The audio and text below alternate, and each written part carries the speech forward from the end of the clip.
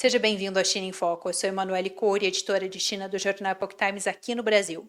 No episódio de hoje eu quero conferir com vocês algo que está acontecendo dentro da China e tem chamado bastante atenção, que é o seguinte: várias faixas com mensagens incentivando o povo chinês a se levantar contra o Partido Comunista da China e também clamando por mais liberdade estão sendo deixadas em várias das principais cidades do país, incluindo Pequim, que é a capital chinesa. E tudo isso apesar da grande censura e vigilância que o regime chinês promove dentro do país. Além dessas mensagens, algumas fotografias dessas faixas também foram publicadas nas redes sociais chinesas, fazendo com que toda essa mensagem de insatisfação, toda essa manifestação de insatisfação da população chinesa tomem proporções ainda maiores. Por exemplo, em uma dessas publicações, um usuário chinês chegou a dizer que ele viu três faixas diferentes em um único dia, e duas delas foram vistas em Pequim. Além disso, outro ponto que chama atenção é que várias dessas faixas parecem ser inspiradas em movimentos que estão acontecendo, manifestações que estão acontecendo na Síria, no Bangladesh e também no Nepal. Eu quero trazer aqui para vocês o que dizem algumas dessas mensagens. Uma delas destaca que o povo chinês sempre permaneceu em silêncio, dizendo o seguinte, abro aspas, precisamos fazer com que eles saibam que todos os homens são criados iguais, fecho aspas. Além disso, nessa faixa ele também diz o seguinte, devemos provar ao mundo que aqueles que nos destroem, nos exploram, nos escravizam e colhem nossos órgãos também têm medos. Essa questão que o manifestante cita, da colheita de órgãos, nós já abordamos aqui no canal algumas vezes, por isso se você quiser entender melhor ao que ele se refere, vou deixar aqui para vocês na descrição do vídeo alguns links sobre isso. Agora, outra faixa diz o seguinte, abro aspas, tanques não podem esmagar a liberdade acabará por derrotar a autocracia. Essa mensagem faz referência, na verdade, ao massacre da Praça da Paz Celestial, quando em 1989 o Partido Comunista Chinês mandou que seus militares abrissem fogo contra manifestantes que estavam pedindo por mais democracia dentro do país. Já o terceiro banner apareceu em Tianjin, no norte da China, e diz o seguinte, que o Partido Comunista Chinês não é igual à China. Um detalhe interessante aqui é que essas faixas são deixadas nas cidades chinesas poucas semanas depois que a gente também teve outro protesto que chamou bastante atenção dentro do país. Ele aconteceu pouco antes daquele evento militar organizado pelo Partido Comunista Chinês.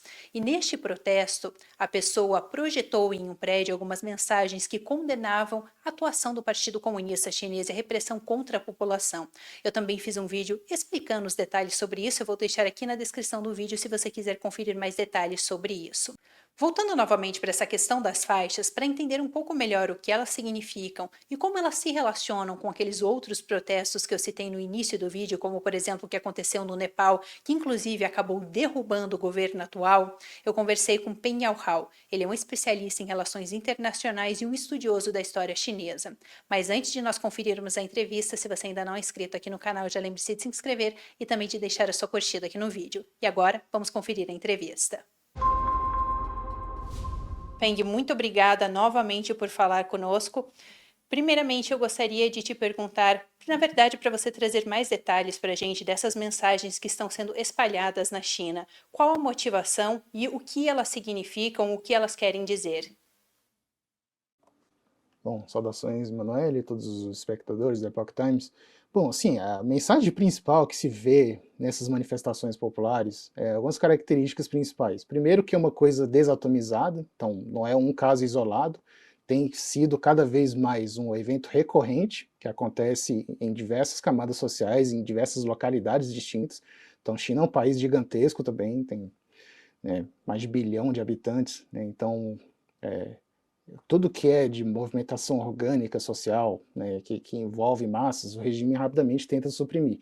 Então, à medida que a recorrência se torna ampla o bastante para ser difícil de censurar ou de suprimir e tomar uma proporção mais generalizada, isso por si só é uma mensagem. Então, antes de ver o conteúdo em si do que está sendo dito, a própria proliferação e massificação desse tipo de coisa deixa muito claro, a mensagem está sendo repetida por pessoas distintas em localidades distintas. Então é um fenômeno social que está enfervescendo, né? Isso representa aquilo que está sendo reprimido há muitas décadas.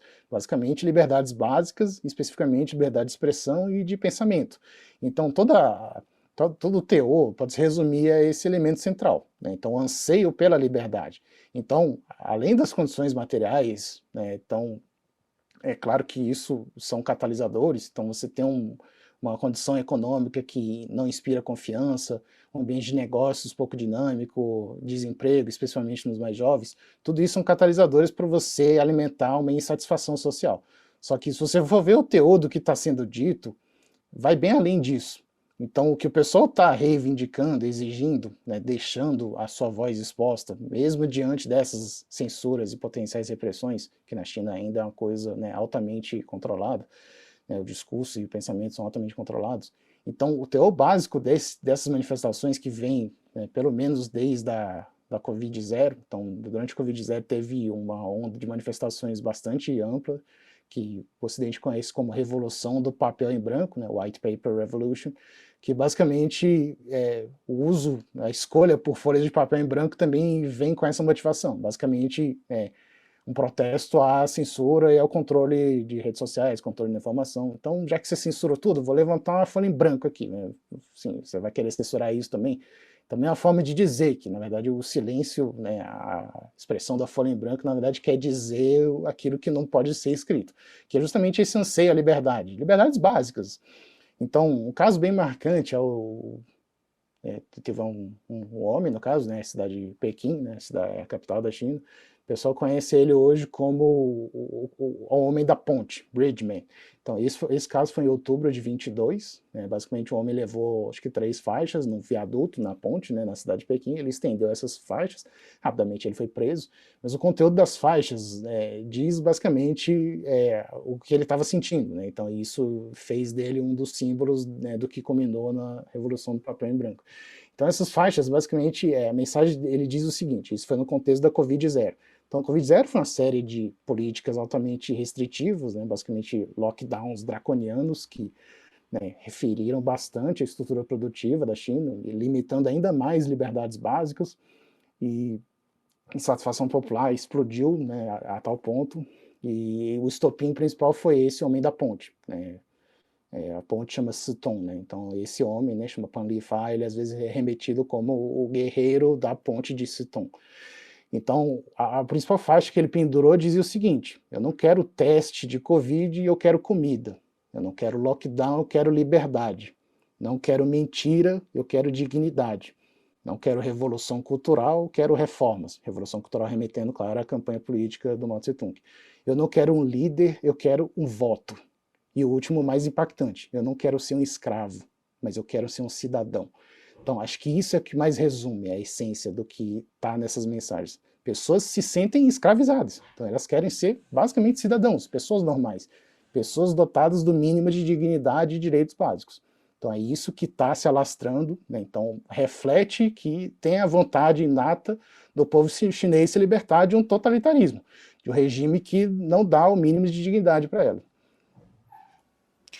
Peng, e você pode trazer para a gente mais alguns detalhes sobre essas faixas, essas mensagens, na verdade, que têm sido espalhadas por algumas cidades na China, que relação elas têm, talvez, com algumas outras manifestações que estão acontecendo agora? Você pode trazer mais detalhes para a gente?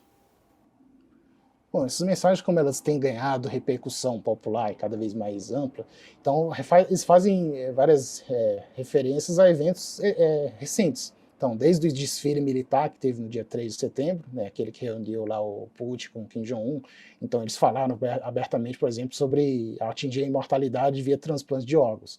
Então, uma das imagens, né, que é um texto mais longo, escrito parecido numa pilastra, um viaduto, que seja, ele faz referência direta a isso. Então ele menciona alguns casos de outros países, no caso são 3, né? Então ele menciona a Síria, que foi o levante que derrubou o Bashar al-Assad, o caso do Bangladesh, que aí esse mais prioritariamente por jovens, né, chamada geração Z, né, então depois lá a ex-primeira-ministra lá do Bangladesh, e o caso mais recente de alguns dias atrás, que foi no Nepal.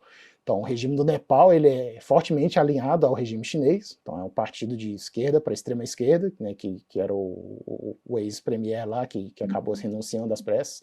Inclusive, numa dessas, não sei se na casa dele, mas enfim, os manifestantes no Nepal invadiram um dos complexos, né, de alguém ligado ao governo e acharam a foto do Xi Jinping, inclusive tocaram fogo na foto do Xi Jinping, que estava na casa desse mandatário, né, de um dos mandatários do antigo regime do Nepal.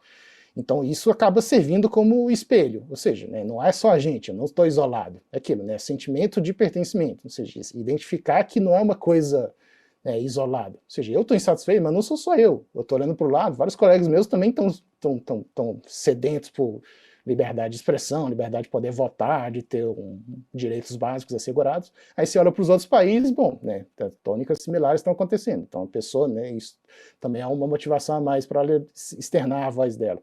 Então nesse texto mesmo, está escrito nessa pilastra, ela faz referência direta a esses 3 países e a questão de extração de órgãos. Então a pessoa escreve assim, não, quem que está cortando os meus órgãos internos? Sim, cortar, ou seja, né, no sentido de fazer extração mesmo, para transplante.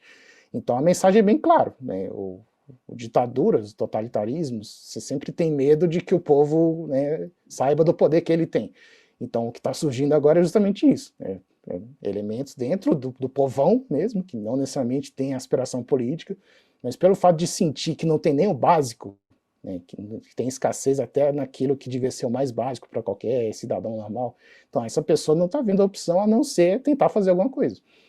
E vendo que o governo, às vezes, né, principalmente esse governo comunista chinês, muitas vezes ele não é tão forte quanto ele aparenta ser. Então a própria Covid-0 mesmo, poucas semanas depois que explodiu de vez essa revolução do papel em branco, Covid-0 foi revisitada.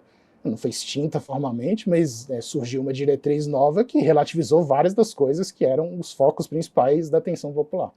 Então o povo enxerga isso também. Então quer dizer que você não quer que eu fale, mas quando na Vera mesmo, quando a gente realmente está no limite dos limites, então o governo tem que ceder. Então é o que acontece de fato. Soberania popular. Então o partido sempre enfatiza que tudo tem que ser em torno do partido. Bota o partido, inclusive, acima do próprio povo e acima do interesse do país. Então, os discursos oficiais do partido do regime comunista, sempre o partido vem antes desses dois. E o povo consegue chegar, então quer dizer que tem espaço para a gente fazer. Né? A gente não tem que ter medo deles, eles que estão com medo da gente. Então, né, isso acaba escalonando para eventos cada vez de proporção maior. Peng, uma outra coisa que eu queria te perguntar, na verdade, é que uma dessas mensagens, ela diz explicitamente que o Partido Comunista Chinês não é a mesma coisa que a China.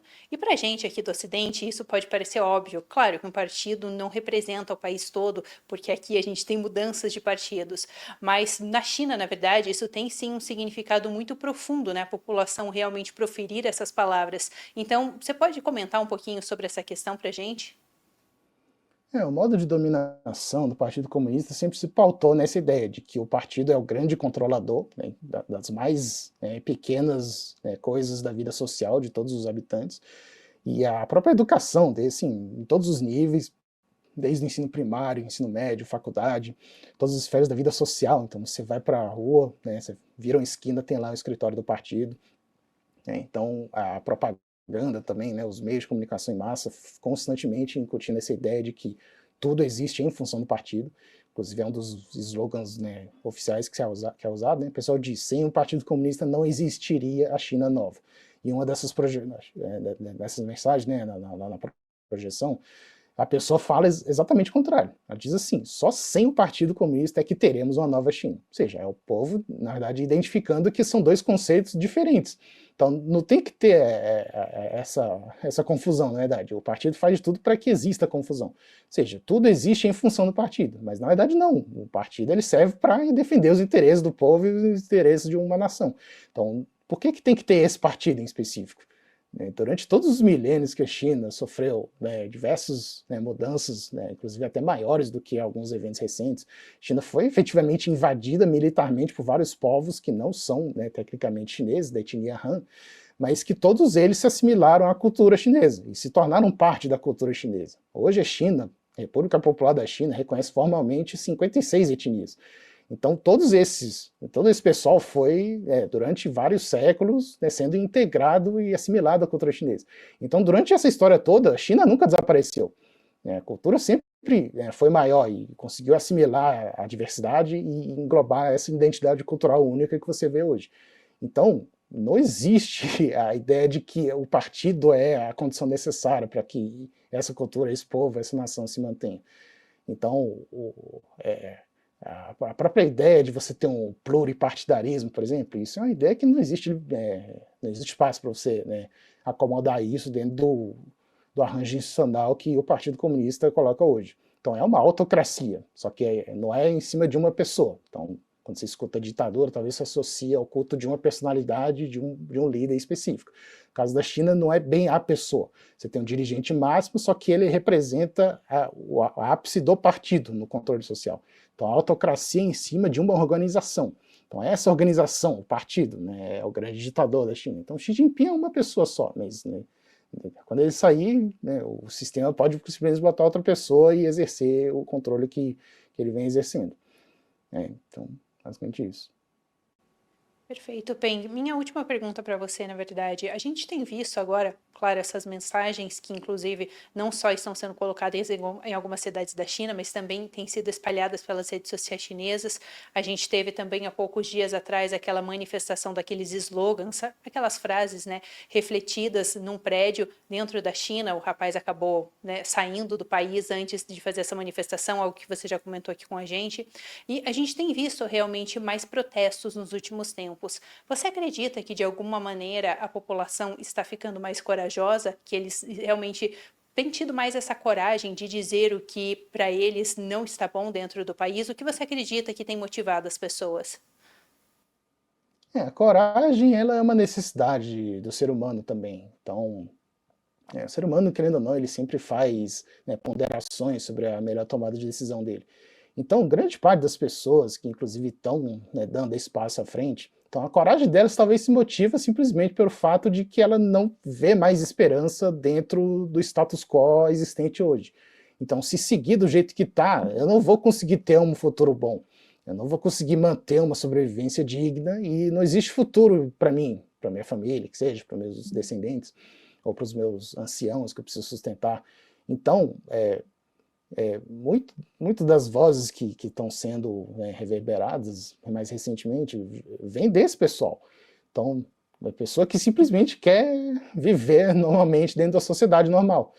E o regime comunista muitas das vezes não provê esse ambiente. Então, o controle ele é exercido de forma irracional. Então, você tem sistema de crédito social, por exemplo. Então, enfim, o grande problema do crédito social, dentre várias outras políticas similares, é que a pessoa se sente perdida. Ela não sabe o que é o certo, o que é o errado mais. Se torna simplesmente um instrumento de arbitrariedade. Então, qualquer coisa que o governo decidir do dia para a noite que isso é uma coisa permitida, isso é uma coisa não permitida, a pessoa não tem mais como se acomodar nisso. Então, ela perde a noção do que é normal. Né? Ela simplesmente perde a identidade própria, não se sente mais que ela existe. Então, a pessoa que chega nesse nível, né, então tem lá várias teorias do Ocidente que falam sobre isso, né, são a pirâmide de Maslow, né, só para citar um. Você tem lá várias gradações, né, necessidades básicas de um ser humano. Então, a partir do momento que você está, de certa forma, usurpando a própria existência dela, fazendo ela sentir que ela não é uma pessoa normal, que ela não faz parte de uma integração social, né, ela não se sente um cidadão, ela se sente descartável pelo sistema, então essa pessoa passa a não ter muito o que perder. Então, se não tem garantia nem de moradia, de alimentação, bom, essa pessoa ela não vai...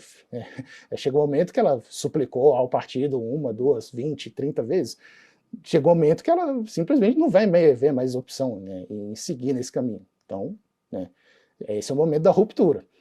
Então, se o partido, né, se a liderança, se o governo não dá os instrumentos necessários, não sinaliza que está disposto a mudar e atender a esses anseios, aí, né, a pessoa vai querer se arriscar e ir para o caminho da ruptura. Então, né, é assim que as tensões sociais explodem dentro de regimes totalitários.